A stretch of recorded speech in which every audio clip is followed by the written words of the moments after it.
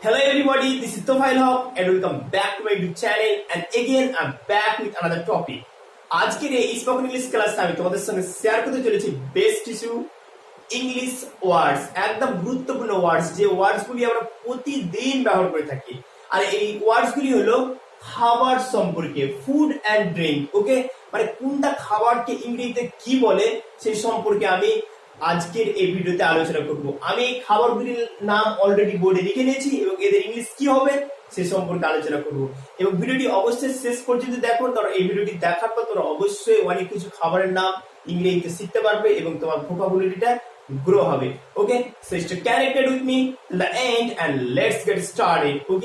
ওকে, so আমাদের প্রথম শব্দটা রয়েছে খাদ্য। ওকে, তো খাদ্যর ইংলিশ কি হবে? খাদ্যর ইংলিশ হবে ফুড। খাদ্যের ইংলিশ কি হবে? ফুড। অর্থাৎ ফুড মানে কি বলতো, খাবার আমরা বলতে পারি, আবার খাদ্য বলতে পারি। তো আমরা এখানে কি লিখবো? ফুড।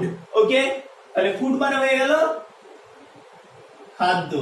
তারপরে কি আছে? মুড়ি। তো মুড়ির ইংলিশ কি হবে? মুড়ি যেটাকে আমরা বাংলা ভাষাতে বলে থাকি ভাজা, তো এর ইংলিশ কি হবে? এর ইংলিশ হবে পার্চড রাইস। Perched rice. তাহলে মুড়িকে আমরা কি বলবো? Perched rice. জায়গা কম, ছোট ছোট করে দিলাম। পার্চড রাইস, ঠিক আছে, মানে কি বলতো? মুড়ি। ওকে, তারপরে কি রয়েছে? তারপরে রয়েছে চিনি। ওকে, তো এর ইংলিশ কি হবে? এর ইংলিশ হবে সুগার। ওকে, সুগার মানে হয়ে গেল চিনি। তারপরে কি আছে? তেল। এর ইংলিশ বলবো আমরা অয়েল। ঠিক আছে, এগুলো খুব কমন ওয়ার্ডস। এই ওয়ার্ডস গুলো আমরা কিন্তু প্রতিদিন কি মানে ব্যবহার করে থাকি আমাদের ডে টু ডে লাইফে। তো অয়েল মানে কি হয়ে গেল? তেল। ওকে, তারপরে কি রয়েছে? মাখন। তো মাখনের আমরা ইংলিশ কি দেবো? মাখনের আমরা ইংলিশ দেবো বাটার। বাটার। ওকে,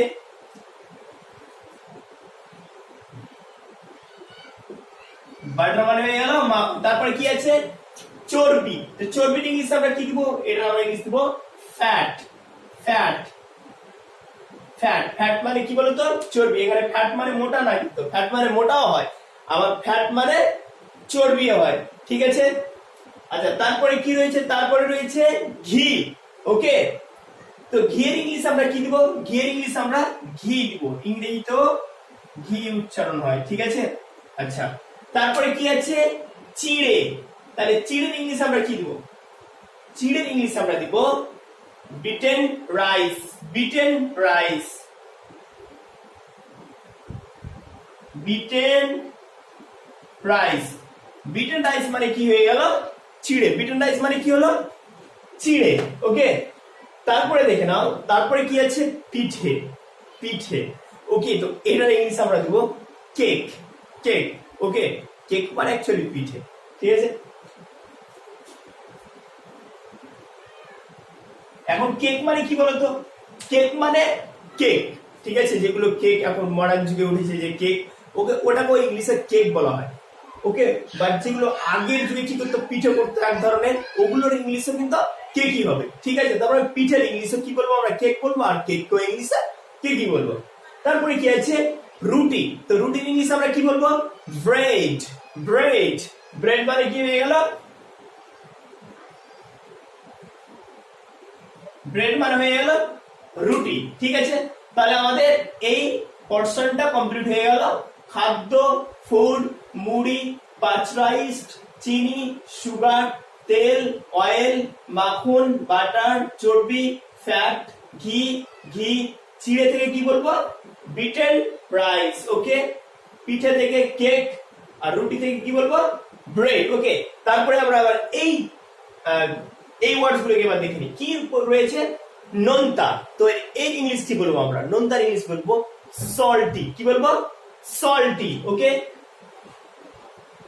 সল্টি হয়ে গেল। তারপরে কি আছে? টক। টকের ইংলিশ আমরা কি বলবো?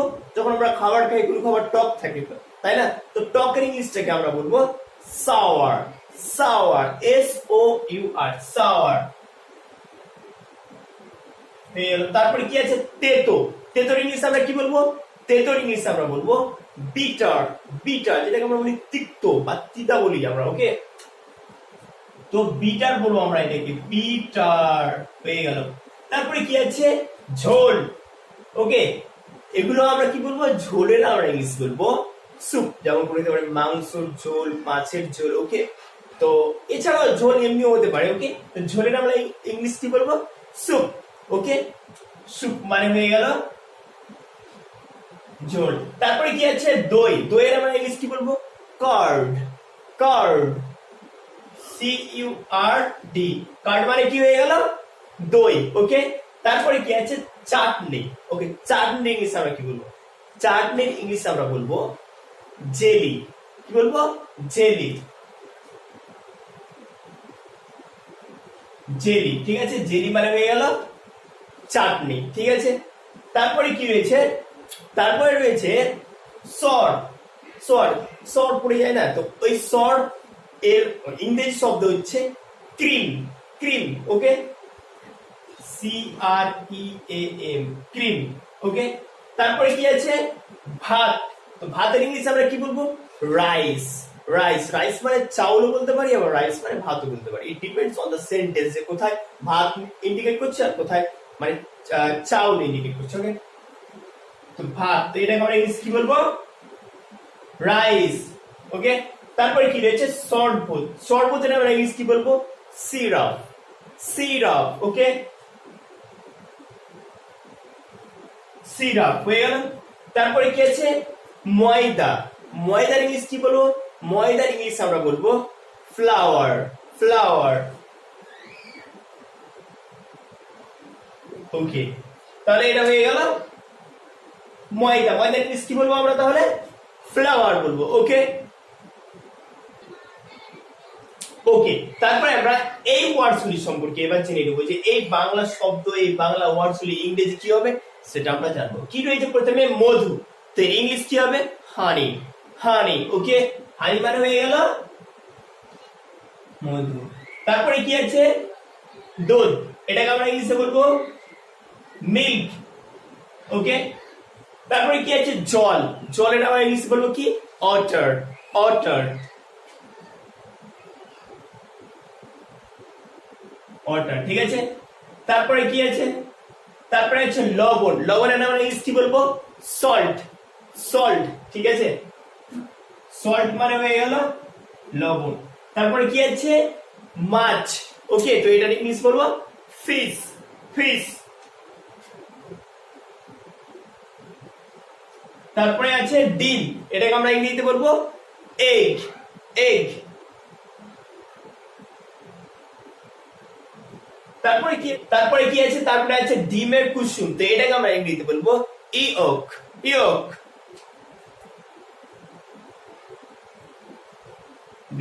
ইয়ক।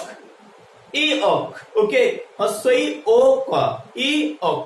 ওকে, ইয়ক মানে হয়ে গেল ডিমের কুসুম। তারপরে কি আছে, মশলা, তো এটাকে আমরা ইংরেজিতে বলবো স্পাইসেস। কি বলবো, স্পাইসেস।